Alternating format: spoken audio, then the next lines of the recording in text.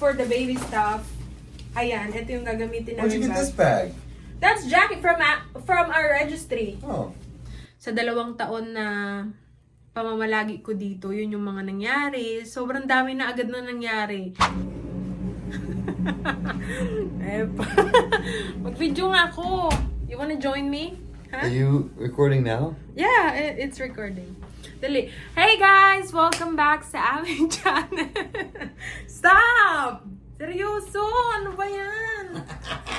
Welcome back guys! Noong nakaraan nag-vlog si Travis ng room tour dito kay Ellie. So tapos na tayo sa room tour, no?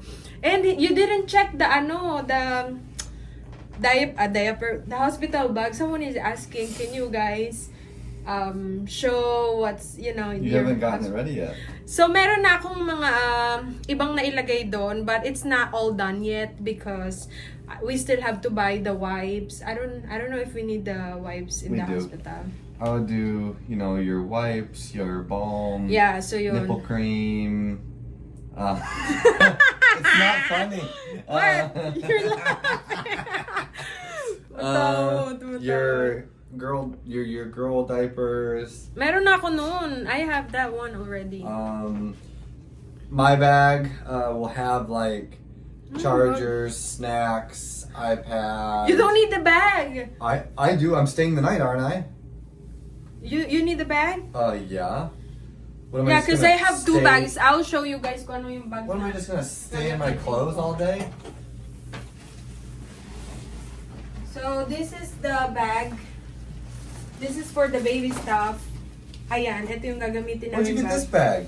That's Jackie from our registry. Oh, that's It has nice. a lot of pockets. So, sa Amazon nila binili kasi kasama siya sa registry namin. 'Di ba?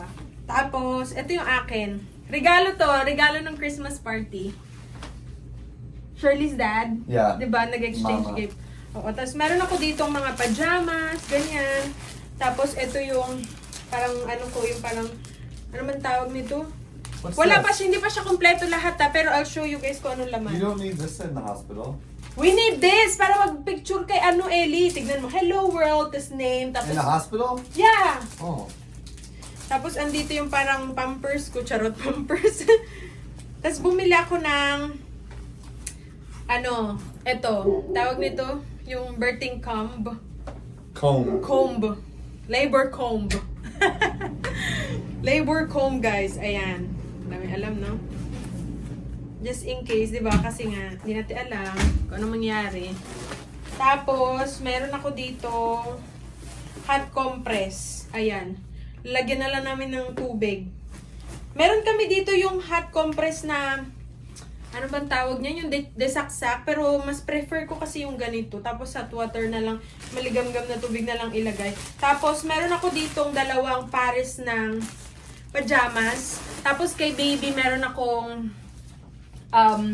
onesies. Tapos, yung mga pang newborn. Tapos, diaper niya. And then, we still have to buy the wipes. We're still thinking what kind of wipes yung bibili namin. So, may nag-comment na Hello Baby Wipes is a good one too. So, we're gonna check it out. And then, maybe, ayun yung bilhin namin. Depende, di ba? Tapos, may yung pacifier just in case na baka gamitin namin or what. Ayun yung tawag nito, gagamitin, kailangan pang hugasan kasi nga hindi pa namin nahugasan, no? Tapos ito yung bag na para kay baby. So ang mga laman lang nito is mga anik-anik means. Diba? Means daw sabi ni Travis. So meron siya dito mga ano niya, ang tawag niya? Mga damit niya, tas pampers, diaper, yung diaper niya. Ayan, tapos may swaddle, tas may ano siya, parang headband. No, headband na natin siya. Meron siya dito pang newborn talaga, mga pang newborn talaga na ano din ako. So dadagdagan ko pa to. Meron kasi akong checklist. Yung iba, wala pa kami. Katulad ng wipes. Madami pa akong kulang. Pero ito, at least meron akong bag. Madami kaming bag na pwedeng gamitin. Pero ito lang yung gusto kong gamitin, guys. Kasi bumili rin ako sa ano, yung parang alam mo yung suitcase na pan-travel, maliit lang. Pero mas preferred ko to kasi pang mommy bag talaga siya. Tapos madami kang pwedeng lagyan. Ayan, madami siyang bulsa, no. So ayun, may nagtanong kasi kung meron na ba daw akong tawag nito hospital bag. So meron na, pero hindi pa namin nakukumpleto, guys. Kasi iba kailangan pahugasan, katulad ng pacifier. Tapos yung nag-order din ako ng bago kong underwear, ganon. Kararating lang ngayon. Tapos yung iba may orderin pa namin, no. So, hindi naman kami magdadala ng super daming gamit, no? Kasi hindi namin alam. Siguro mga 2 days lang siguro. Siguro mga 2 nights lang. Yung di ba? Pero depende. So, yun guys, by the way, 2 years na nga pala ako dito sa US. So, napakabilis, no? Na habang nagbabrowse ako sa TikTok, meron kasi sa TikTok na, alam mo yun, memories, na tawag nito, mag-flashback sa sa parang story, yung mga ini-story mo, tapos mga pinopost mo, ganun. So, 2 years, ngayong araw ako dumating dito, siguro 2022, January 14 ata, yun. 14 ba ngayon o 15, ganun. So yung, sa experience ko dito sa 2 years, no, ang daming nangyari. So, pero parang feeling ko, kahapon lang ako dumating dito, pero parang ang dami nang nangyari, pero feeling ko fresh pa din yung pagdating ko dito, 'di ba? So, yung mga challenges, ganon, madaming magano lang tayo, no, Char? Sa mga hindi nakakaalam, 2 years pa lang po ako dito sa US, no? Kararating ko lang din dito. Hindi pa po ako citizen, so permanent resident pa lang po ako. Kakarating lang din ng green card ko. So, last year, dumating yung green card ko. Inabot din talaga kami ng 1 taon mahigit bago na-approve yung green card ko, 'di ba? So, yun. Yung pagdating ko dito, syempre, alam mo yun, yung ibang country na, tapos, yung iba yung expectation ko, lalo na sa kasi, di ba sa ibang bansa, meron dito kasi meron sa atin sa mga jeep, bus, ganon. Sa isip ko talaga, pagdating ko dito, alam mo, wala talaga sa isip ko na mag-drive, ganon. Although, meron ng binabanggit si Tavis na kailangan mag-drive, hindi ka pwedeng mag-commute dito, ganon. Nagtatalo kami nung dati na, sabi niya, meron mga bus dito, pero hindi masyado, ganon. Hindi siya masyadong nagagamit. Kasi lahat ng mga tao dito, may mga sasakyan. Kasi kailangan talaga nila, lalo na kapag pumapasok sa work, ganon. Isa talaga sa parang basic needs nila dito, yung parang sasakyan. Lalo na pag nagtatrabaho ka, yun. So, isa sa pinakamalaking challenges or yun nga, yung pagdadrive dito sa US. So, kung papunta pa lang kayo dito sa US, no, siguro, try to consider na matuto, kung marunong na kayong mag-drive, mas maigi, 'di ba? Mas maigi 'yun. Pero mahirap din kapag hindi kayo marunong mag-drive, ganon. So syempre, kapag mag-grocery, kapag malayo yung tindahan, yung grocery store, kailangan mo talagang mag-drive, or else mag-Uber ka, or else mag-Uber ka, napakamahal naman, pati yung Uber nila dito sobrang mahal, no.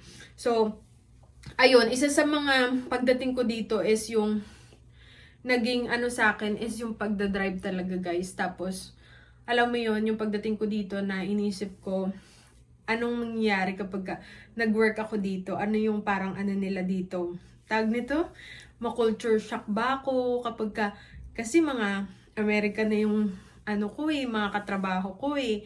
So sabi ko sa sarili ko, siguro na lang talaga, 'di ba? Ako kasi, ang tawag nito, hindi ako takot hindi ako takot mag-try ng bago, ganun. Kasi nga, syempre siguro naranasan ko na din mag-abroad, ganun. Kaya medyo kumapal yung mukha. Ko, no? Kasi yung mga katrabaho ko din, mga foreigners sila. Tapos dito naman, syempre English. Pero nung nandun ako sa Bahrain, mga barok-barok pa din yung Englishan, 'di ba? yung English ko ng mga barok-barok. Pero dito talaga, mga American talaga, syempre.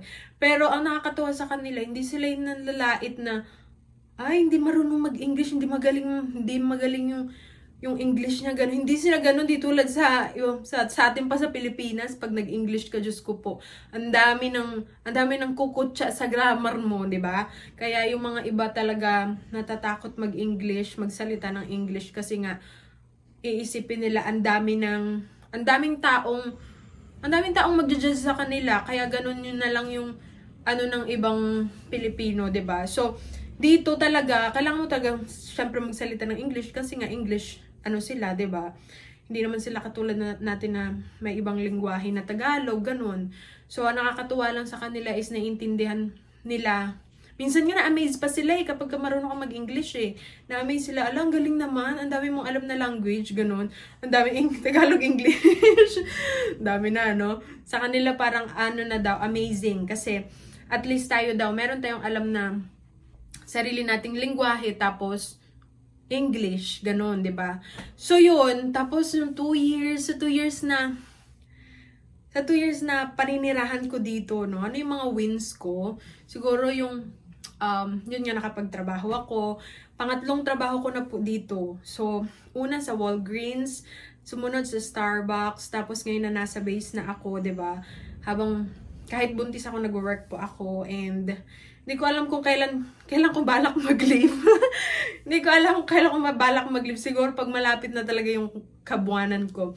March 6 pa naman yung ano ko. Pero sa work ko kasi, hindi naman talaga kami busy. Alam mo yun, yung nakaupo lang kasi talaga yun kami doon Kaya parang ang gaan-gaan talaga ng trabaho. So, ako kasi parang, hindi ko alam, parang naano ko sa nanay ko na kapag yung parang, ewan ko naman, ako ata sa nanay ko to na hindi mapakali sa bahay kapag walang ginagawa, gusto may ginagawa, ganun. So, kapag dito lang kasi ako sa bahay, parang iniisip ko na ba yan, parang ang useless ko, parang hindi productive yung araw ko, ganun. So, mas maigi na yung mag-work ako, at least meron pa rin akong allowance, di ba? Ganun. So, para hindi ko rin isipin yung tawag nito, yung nalalapit na panganganak ko, ganun kasi ako So, para hindi ako mag-overthink, ganyan. So, at least na nalilibang ka sa trabaho, 'di ba? Ganon. So, good thing naman sa trabaho ko ngayon, medyo naman sila, flexible naman sila, no. So far so good, and this next last year ko rin po pala nakuha yung green card ko, yun. And kung nagtatanong kayo ilang months bago ako nakapagtrabaho dito is 4 months. I think 4 months kasi nantay ko yung work permit ko, kasi dito hindi ka pwedeng magtrabaho ng wala kang work permit. Mas maganda yung legal ka magtrabaho dito. So, inantay ko yon. So, inabot naman siya ng 4 months. Hindi naman super tagal. So, ayun. Tapos, nag-work ako. Tapos, after ng work ko dun sa Walgreens, lumipat naman ako sa Starbucks. Tapos nung nabuntis ako, habang nag-work ako sa Starbucks, di ba buntis ako ng first trimester, medyo stressful, kaya lumipat ulit ako. Tapos ngayon na okay na yung work ko. So yun, happy ako, no? And ayun, kung kayo iniisip nyo, maganda ba yung parang buhay dito sa US? Kung siguro ang dami nag-iisip sa inyo na pagdating nyo dito, anong i-expect nyo? Siguro iniisip nyo lahat ng tao dito mayaman, lahat ng tao dito mapera, lahat madali lang. Mahirap din po. So, madami po talaga ditong nagtatrabaho. Halos lahat dito kailangan magtrabaho, kasi nga sobrang mahal po ng bilihin, madaming bills, ganun. Kaya madalas dito yung mag-asawa nagtatrabaho talaga para ayun nga, kasi ang daming bills, 'di ba? So, parang tulungan talaga, kailangan, ganun. Kaya dito, yun. Kaya kailangan dito magtrabaho talaga. Pero may iba naman dito, siguro, kung may asawa kayong mayaman, kung meron kayong asawang, yung ayaw kayong pagtrabahuin, 'di ba? So, sila na daw bahala. So, wala namang problema doon, 'di ba? And, kasi ano nyo yan choice nyo yung mag-asawa, pinag-usapan nyo, yun yung parang pag-uusap nyo, 'di ba? Walang problema doon. And yan lang, gusto ko lang talagang i-share sa inyo, 'di ba? So, siguro isa din sa mga pangyayari last year is yung nagkaroon kami ng bahay dito ni Travis. Tapos, nagkaroon kami ng baby. Nagkaroon kami ng baby last year. So, answered prayer. Yun yung mga parang sa 2 taon na pamamalagi ko dito, yun yung mga nangyari. Sobrang dami na agad na nangyari. Tapos, pero parang feeling ko kahapon lang ako dumating talaga dito. Sobrang bilis talaga ng panahon, guys, 'di ba? Next year, this year meron na kaming anak, meron na kaming hihila-hilain, 'di ba? So ayun lang yung vlog natin for today. Maraming salamat din, guys, kasi sinusuportahan nyo kami sa aming pag-vlog sa YouTube channel namin. Thank you so much sa mga nanonood po. Maraming salamat, na appreciate po namin kayo. And mas lalo akong namomotivate na mag-vlog kasi madami, hindi ko alam na meron palang mga nanonood talaga sa amin, sa vlog namin, no. Thank you so much, na appreciate po namin kayo. And sa sumubaybay ng parang love story namin ni Travis, maraming salamat hanggang ngayon na nanonood pa rin kayo simula nung LDR kami, simula nung bago kaming kasal, tapos hanggang ngayon, 'di ba? So, ayun, nakakatuwa lang kasi parang tawag nito, marami pala talagang taong nagmamahal sa amin, ganun. Maraming taong sumusuporta, and maraming taong nag-aabang para sa pagdating ng baby namin. So, yun lang, guys. Maraming salamat.